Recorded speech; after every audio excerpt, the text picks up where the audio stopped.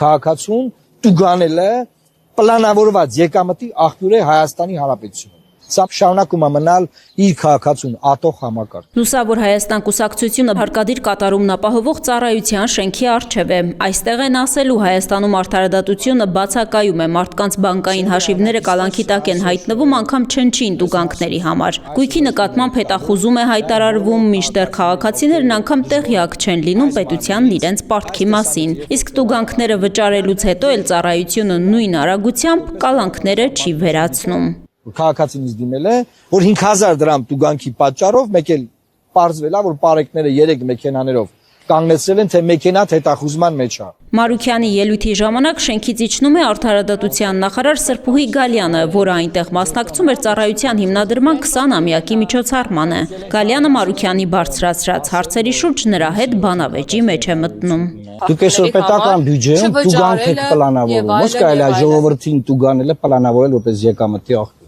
Ինչու ենք պլանավորում։ Տուգանք է պլանավորվում, թե տարեկան ինչքան մարդ է տուգանվելու, հետո գերակատարվում է տուգանքը ժողովրդյան։ Ուզում եք ասեք իրավախախտումները հանենք։ Իրավախախտումների տրամաբանություն կա, չափ կա, ձև կա։ Մարուքյանը շարունակում է պնդել, քաղաքացիները տուգանքի մատերիալ են դարձել։ Գալյանն էլ հակադարձում է, երկրում պետք է իրավակարգ լինի, հակառակ դեպքում օրինակ է բերում, իր եւ իր երեխայի իրավունքները չեն կարող պաշտպանված լինել։ Ինչպես է երեխայի իրավունքներից խոսում մի երկրի արդարադատության նախարար, որի պաշտոնավարման ժամանակ իրավապահները կոծկում են երեխայի սեռական բռնությունը։ Վեդի աղմկահարույց դեպքն է նախարարին հիշեցնում Մարուքյանը։ Տիկին նախարար նորա մանկապղծության դեպք բացահայտել այս երկրում, որը կոծկվում էր երեխա իրավունքներից, ոնց է նախարարը խոսում, այդ այն դեպքում, որ կոծկվում էր Բլրագրող Սյուզան Գալյանը մեղադրանքը չի ընդունում, պնդում է, թե քննություն էր ընթանում, իրավապահները գործը չեն կոծկել։ Նա ասում է, թե լրագրողների բարձրացրած աղմուկն ընդամենը արագացրել է գործի քննության ընթացքը։ Այսինքն բայց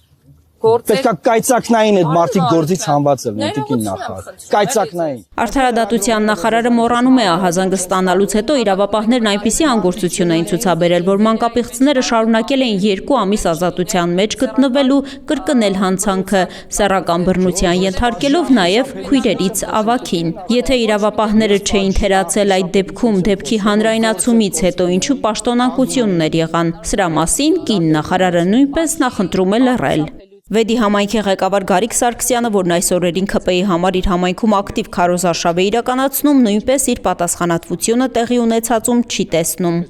Մեր թերացումը էլի եմ կրկնում, տեղ բացարձակ չկա։ Գարիկ Սարգսյանն ասում է, դեպքի մասին տեղեկացել է միայն ապրիլին, երբ արդեն երեխաների հորեղբայրն ինքն էր որոշել իր ձեռքը վերցնել արդարադատությունը ու դանակահարել էր երեխաներին սեռական բռնության ենթարկած տղամարդկանցից մեկին։ Երբ համայնքապետարանում իմացել են, գործն արդեն ոստիկանությունում էր, մարզպետարանի միջոցով սոցիալական հարցերի նախարարությունից գրություն են ստացել, ինչից հետո միայն համայնքի հոգաբարձության ու խնամակալության հանձնաժողովը զբաղվել է խնդրով։ Այն ինչ որ մենք հետևողական լինենք